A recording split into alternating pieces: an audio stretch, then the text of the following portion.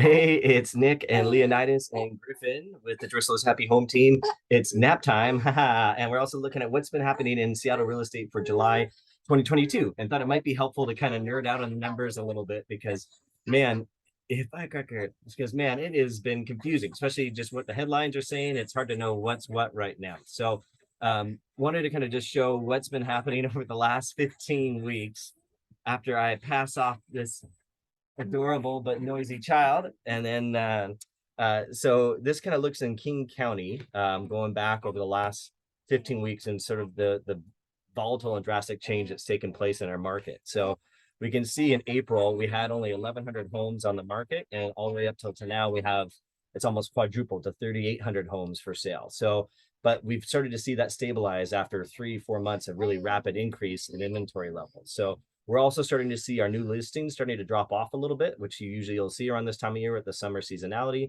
and that the demand has kind of been holding steady. So for a while there, we're getting almost twice as many new listings coming on the market as there were selling each week, and now it's getting close to like a 1-to-1 ratio. So kind of some of the key changes though in the market for psychology of how to negotiate right now is back in the springtime, homes on average were selling for 111% of their list price, and within 7 days.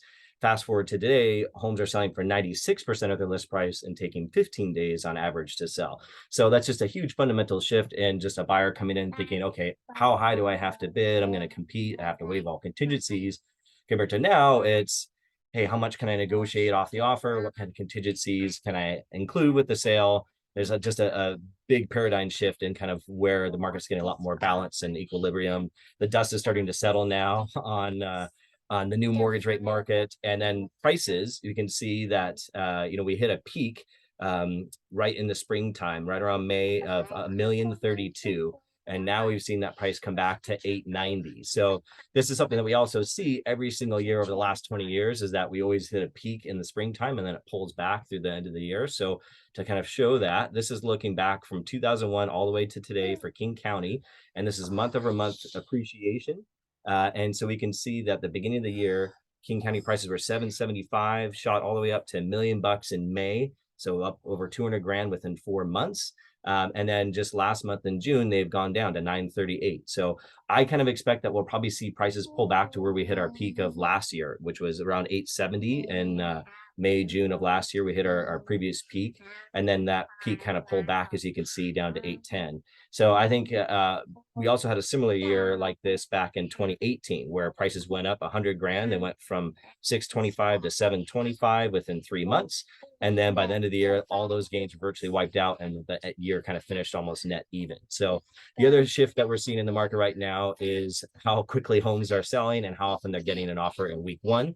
So this is going back for Seattle area from 2021 in July of last year all the way to now. And this is looking at how many homes came on the market that week. And of those homes, how many had an offer accepted? So kind of how quickly is the inventory taken off the shelf?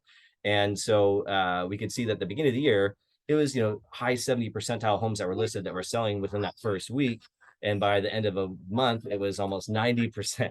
So fast forward to now, we're about 30%. So this is just to drive home the point that, it's no longer an instantaneous market. You're not expecting things to sell in 4 days. They're still selling, but it just might take 4 weeks for that market cycle. So, and then the last thing is where mortgage rates right now. So, people keep hearing about that rates have been, trending in the 6% hot rate, even, and especially with federal funds rate just getting recently increased on Wednesday by 3/4 of a point. However, that doesn't actually impact your mortgage rates. That really impacts short-term rates like credit cards, car loans, that kind of thing. And so this is kind of showing you what has been the history with mortgage rates. So right now they're 5.3% nationwide is the average, although we've been locking clients in the fours. We had an $800,000 loan just this week that got locked at a 4.25% rate.